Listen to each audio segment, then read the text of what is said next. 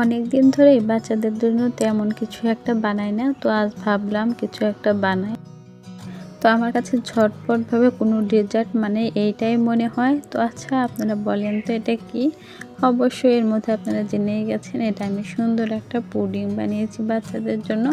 আর এই পুডিংয়ের টেস্টটা একদমই অনেক ভালো ছিল। আর পুডিং বানাতে কিন্তু অনেক কম সময় লাগে। পুডিং যেমন অল্প উপকরণে এবং অল্প সময়ে হয়ে যায়, আমার তো মনে হয় এটা বাচ্চাদের বানাতে দিলে ওরা পারবে। তো একদমই সহজ একটা মানে ডেজার্ট বলা যায় আর কি, খুব তাড়াতাড়ি খুব সহজভাবে হয়ে যায়। এটা নিয়ে তেমন কোনো একটা ঝামেলা পোহাতে হয় না। তো বাচ্চারা প্রায় খেতে চাইলে আমি ওদেরকে মানে এইরকম একটা পুডিং বানিয়ে দিই।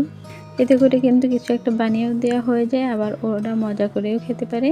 তো আজ আমি তেমনই একটা সুন্দর করে পুডিং বানিয়েছি। দেখি পুডিংটা কেমন হয়েছে। আমি পুডিংটা মানে পুডিংয়ের উপরটা আপনাদের দেখিয়ে দিলাম, একদম সুন্দর সফট হয়েছে। আর নিচে আমি ক্যারামেল পুডিং বানিয়েছিলাম, তার জন্য ক্যারামেল করেছিলাম। দেখেন ক্যারামেলটা একদম গলে গেছে।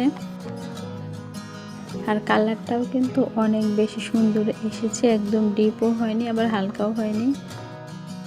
তো আমার কাছে তো মনে হয় ঝটপট নাস্তার মধ্যে এটা একটা বেস্ট আইটেম হতে পারে, বাচ্চাদের জন্য হোক বা ফ্রিজে রেখে বড়দের জন্য। আর গরমের মধ্যে পুডিং খেতে কিন্তু অনেক বেশি ভালো লাগে, বিশেষ করে ফ্রিজে রেখে খেলেও ভালো লাগে। কিন্তু আমার কাছে নরম জাতীয় খাবার খুব একটা ভালো লাগে না। পুডিংটা মোটামুটি ভালো লাগে, খুব বেশি ভালো লাগে না। আর এদিকে দেখেন বাচ্চারা জন্মদিনে কেকের মধ্যে হ্যাপি বার্থডে বলে কাটছে। আসলে বাচ্চাদের মন মানসিকতা অনেক বেশি সহজ সরল হয়, ওরা বড়দের মতো এত প্যাচগোছ বোঝে না। ওরা অল্প কিছু নিয়ে খুশি থাকার চেষ্টা করে বা খুশি থাকতে পারে, কিন্তু বড়রা সেটা পারে না। আর বাচ্চাদের যেটাই দেওয়া হয় না কেন, ওরা কিন্তু সেটা নিয়ে আনন্দ করতে পারে।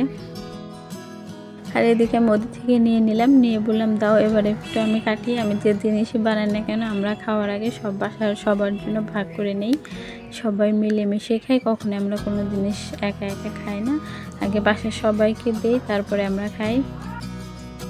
আর এদিকে টুকরো টুকরো করে ভাগ করছি, একজন গৃহিণীর যা দায়িত্ব বা যা কাজ। তো আগে সবার জন্য বাটিতে উঠিয়ে রাখবো, সবাইকে দেব। আর এদিকে দেখেন বাচ্চারাও কিন্তু আমাকে সাপোর্ট করছে। আর এদিকে মানুষ গুনে গুনে ভাগ করে তারপর সেটা বাটিতে উঠিয়ে দেব। তারপরে যদি সেটা শর্ট পড়ে আর কি, তারপরে বাকি অংশ থেকে আবার কেটে আবার তুলিয়ে দেব। তো দেখেন ভিতরেরটাও কিন্তু একদম সফট হয়েছে, কোনো জায়গায় বাবলস নাই, একদম অনেক সুন্দর হয়েছে।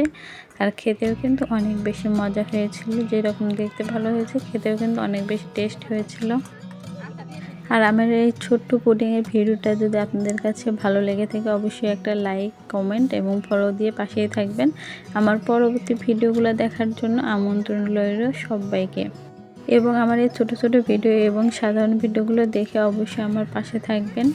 আপনাদেরকে অনেক অনেক ধন্যবাদ রইল।